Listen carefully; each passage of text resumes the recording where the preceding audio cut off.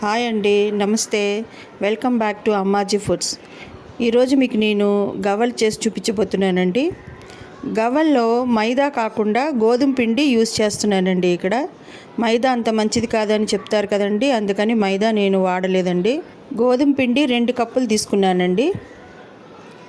అలాగే సగం కప్పు ఉప్మా రవ్వ తీసుకున్నానండి. సగం కప్పు ఉప్మా రవ్వ కొంచెం గరుకుగా లావుగా ఉంటే దాన్ని మనం మిక్సీ వేసుకోవచ్చు, లేదా సన్నగా రవ్వ ఉంటే ఉప్మా రవ్వ దాన్ని అలాగే వేసుకోవచ్చు. తర్వాత చిటికెడు ఉప్పు వేసానండి, చిటికెడు ఉప్పు.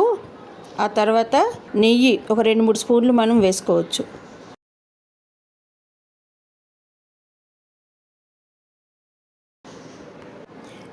అలాగే ఒక 1/2 స్పూను బేకింగ్ సోడా వేసి బాగా కలిపి కొద్దిగా నీళ్లు వేసుకుంటూ కలిపి చూసుకోవాలండి. ముద్ద అయిన తర్వాత దాన్ని మూత పెట్టి ఒక అరగంట సేపు నానబెట్టాలండి. నేను చూపిస్తున్నాను కదండి స్క్రీన్ పైన, గవ్వల చెక్క దొరుకుతుందండి మనకి. గవ్వల చెక్క మనకి షాప్స్లో దొరుకుతాయండి, అన్ని షాప్స్లో ఉంటాయి. అక్కడ అడిగితే మనకి ఇస్తారు. నేను చెక్కది తెచ్చుకున్నానండి, చెక్క గవ్వలు చేసేది. దానికి ముందుగా ఆ చెక్కకి కొద్దిగా ఆయిల్ మనము రాసి పెట్టుకోవాలండి.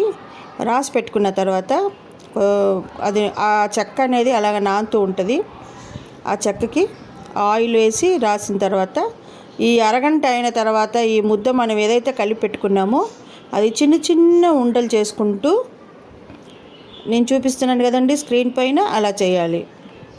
అలా చెక్కకి నూనె రాయడం వల్ల మనం పెట్టిన పిండి అంటుకోకుండా చక్కగా గవ్వల షేప్లో గవ్వలు తయారు చేసుకోవచ్చు.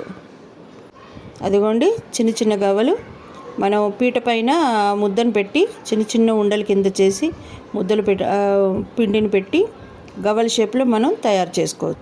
ఒకవేళ మీకు గవ్వలు చెక్క లేకపోతే మీరు కొత్త దువ్వెన దానిపైన కూడా చేసుకోవచ్చండి.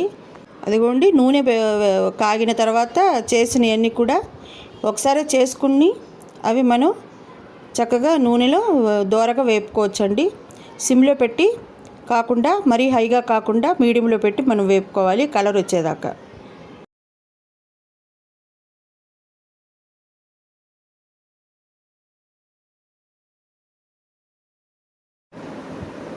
గవ్వల్ని క్రిస్పీగా గోల్డెన్ కలర్ వచ్చిన వరకు వేపుకొని తీసి పక్కన పెట్టుకోవాలండి.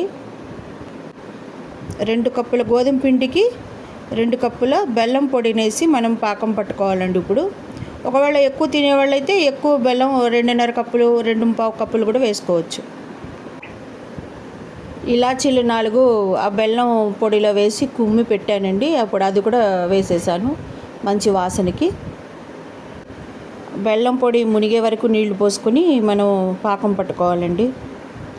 మధ్యన 2-3 సార్లు కలపాలి. అదిగోండి గిన్నెలో నీళ్లు పోసుకొని దాంట్లో పాకం మనం కొంచెం బెల్లం పాకం వేసి చూసుకోవాలి అవుతుందా లేదా అని. అరిసెల పాకంలాగా పట్టాలండి. ఇప్పుడు ఆ పాకం రాగానే మనం ఈ ఫ్రై చేసినటువంటి గవ్వల్ని వేసేసి పొయ్యి పైన సిమ్లో పెట్టి ఆ బెల్లం పాకం అంతా ఆ గవ్వలకు పట్టేటట్టు మనం వేపుకోవాలండి. ఆ బెల్లం పాకంలో ఉడికించుకోవాలి మనం, ఆ పాకం గవ్వలకు పట్టేటట్టు. ఇప్పుడు సెలవులు కదండి, పిల్లలకి చేసి పెట్టండి. 1 కిలో గోధుమ పిండితోటి మీరు చాలా చేసుకోవచ్చు, లేదా ఒక 1/2 కిలో గోధుమ పిండి 1/2 కిలో మైదా పిండి కూడా వేసి చేసుకోవచ్చు. క్రిస్పీగా బాగా వస్తాయి. బెల్లం పాకం లేకపోతే చక్కెర పాకం ఏదైనా సరే మీరు చేసి పిల్లలకి ఒక ఎయిర్ టైట్ డబ్బాలో వేసి పెట్టుకుంటే నెల రోజులు నిలువ ఉంటాయండి. పిల్లలు తిని ఆనందిస్తారు.